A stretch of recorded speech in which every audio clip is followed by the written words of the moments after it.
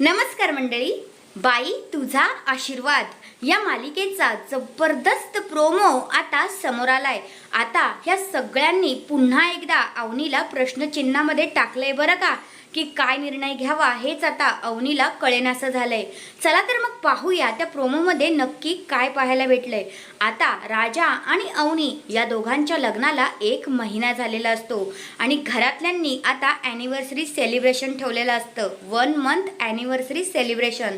त्यासाठी केक आणलेला असतो आणि जी अवनी आहे ती आता शॉक होते. सगळेजण तिला सरप्राईज असं ओरडतात. आता अवनी प्रश्नचिन्हात पडलेली असते. तेवढ्यातच राजा म्हणतो, अवनी मॅडम तुम्ही आहे ना, असं समजा की आता तुम्ही उद्या जाणार आहात ना, तर तुमचा निरोप समारंभ आहे असं समजून हा केक कापा, असं आता बिचारा राजा अवनीला इकडे म्हणतो. अवनी आता कॅन्डल फुकायला जाणारच असते. तेवढ्यात अवनीचे सासरेबुवा तिला म्हणतात की थांब सुनबाई, कॅन्डल फुकू नको, तू आल्यामुळे आमच्या घरात रोषणाई आले.